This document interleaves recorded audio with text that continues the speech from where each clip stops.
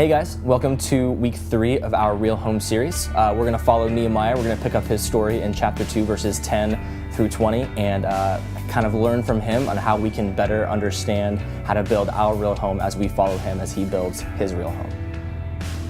So far in the story of Nehemiah, we learn a couple of things. First, we know that he's a cupbearer. He's the guy that has to taste test all the food for the king. So whenever food comes in, he has to eat it and to decide if it's been poisoned or not. And how does he decide? Well, he either dies or he doesn't die. So he's kind of like a bodyguard for the king. It's a very dangerous job, but it's also a very, very important job for him to have.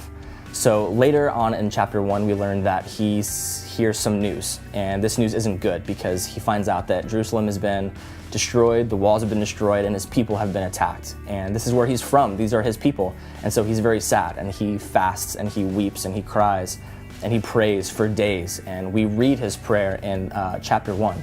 Which is a really cool prayer. If you haven't read that yet, I would go ahead and do that. Later in chapter 1, going into chapter 2, we learn that he is going to talk to the king. So he talks to the king and says, "King, I want to go and fix my city. Please, will you let me kind of leave my post here and go to Jerusalem and rebuild the city?" And the king says, "Yeah, absolutely. You've been a great employee and you're an awesome guy, and I can just tell this is something that you need to do." So he says yes, and he's like, "Okay, go do the thing." He says, "King, one more thing. It's really dangerous getting to Jerusalem from here, especially for a guy like me. So would it be okay if you gave me maybe some like letters or a stamp or something that would let people know that you are sending me and so that I will be protected?" He says, "Yeah, no problem." Writes his letters. "Here you go, take these. Hopefully you'll be safe." Thirdly, he says, "King, I'm not done yet. I need more stuff. I need some wood and some lumber to maybe build a house for myself or start to build, and maybe just the starting, not a ton of it, but I need some lumber." King says, "No problem. Whatever you need, if you need anything else, don't hesitate to ask. Just come to me and we'll give you everything you need." He says, Thank you so much." So he goes to Jerusalem, and we pick up here in chapter 2, verses 10 through 20. And he gets to Jerusalem, and scripture says that there's these two guys, these city officials, Tobiah and Sanballat. Tobiah is kind of like a regular name. Sanballat's kind of weird. Maybe his parents had issues. I have no idea. His name's Sanballat, and we're going to hear their names later in the story, and they're going to cause some issues. But for right now, all we know is that they don't really like Nehemiah. They don't know why he's there. They don't know that he's there to rebuild the city. All they know that he's there, and they don't like it. So he goes into the city and he sets up camp for a couple of days. And he, at night, because nobody really knows what he's doing yet, he goes around the city and he kind of just is looking at the damage. Like, okay, what do the walls look like? Are they completely gone? Are they half gone? What's going on? Trying to assess what's going on without letting everybody know quite yet what he's up to.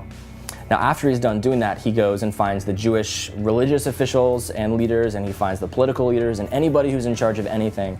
He goes and talks to them, and in scripture in verses 17 and 18 in chapter 2, he says this when he's talking to these officials. He says, "But now I said to them, you know very well what trouble we are in. Jerusalem lies in ruins, and its gates have been destroyed by fire. Let us rebuild the walls of Jerusalem and end this disgrace." Verse 18 says, "And then I told them about how the gracious hand of God has been on me, and how the conversations with the king and how they have gone." It's very interesting how his conversations with the king and basically every step of the way Nehemiah has encountered an obstacle, but as soon as he has encountered that obstacle, God has just kind of said, "Okay, it's good. It's all good." And green light, green light, green light. When he says, "King, I need to go." King's like, "No problem." "King, I need these letters." "No problem." "King, I need lumber." "No problem." And he gets there safely. "No problem." It seems like every step of the way, God's hand and his blessing has been on Nehemiah's plan, because it's a plan for God. It's a God-driven plan and a God-driven purpose, and that's why it seems to be working so well. Right after that, it says, "They replied at once, 'Yes, let's rebuild the wall.' And so they began the good work right away." And it's just very interesting and very cool that Nehemiah is going through all this stuff, and he's received this message, he's received this plan, and he's on God's mission to go do this. And at every step in the way, his hand has been on it, and he's got this very unique opportunity because of that to do something absolutely incredible and to change his city forever and really be a game changer in the terms of fixing and growing his city. This Real Home campaign, this is our opportunity to do something absolutely incredible in our community. Now, Nehemiah was building a physical home. He was building a place where you eat and where you sleep and where you go to the bathroom and where you play video games, even though they didn't have video games because it was 2,000, 3,000 years ago. What I'm saying is that he was building a physical place, like a house, like this place, like your house when you go home, because his people didn't have that anymore. They didn't have protection. He was building safety. Now what we're doing is similar to that, but not really. What we're doing is we're building a spiritual home, a place where people can come to a church, they can come to this spiritual home, and they can experience God. And they cannot feel judged, they cannot feel weird, they cannot feel like somebody's looking at them. I mean, some people are actually scared to go to church because it's just not a place that people want to be. They go to church and they feel terrible about themselves, and they feel like they're not good enough, and they feel like God hates them, and they feel like they have to earn God's love somehow, and they don't really understand who God is. And we have the opportunity to do that. We have a very, very unique opportunity to help people understand who God is and help them feel loved and accepted and welcome. And the interesting thing about that is that none of those things have anything to do with the building.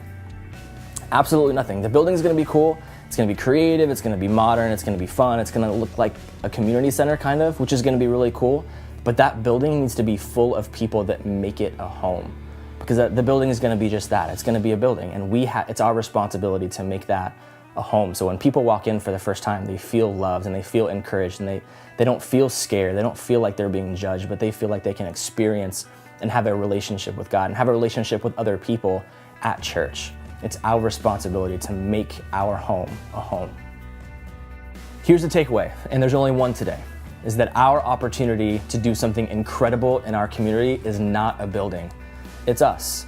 A building is not going to be able to invite your friends to church. A building is not going to smile at someone when they walk into church. A building is not going to form a long-lasting relationship that can change someone's life forever. A building cannot do any of those things. It's all about us.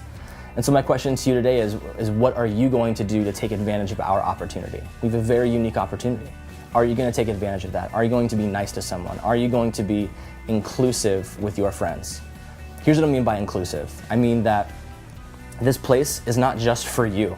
It's not just for you and your best friend sitting right next to you. It's not for you guys to have a little text party and hang out and, oh, this is my thing that only I'm allowed to come to, and I don't want anyone else to be a part of it because then it would be ruined.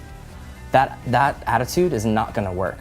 We have to invite anybody and everybody to be friends with all of us and to be a part of what we do and to be a part of this. And yeah, sometimes it can be a little messy because our friends come in and they don't understand how things work, or they don't know what to do, or they might say the wrong thing, or you might be like, well, you know, the pastor is gonna he's not gonna like you when you see that. No, none of that stuff. Get rid of that, because this is a place for everyone. This is a place for all of Garnet Valley, for all of Northern Delaware, for everyone that we know.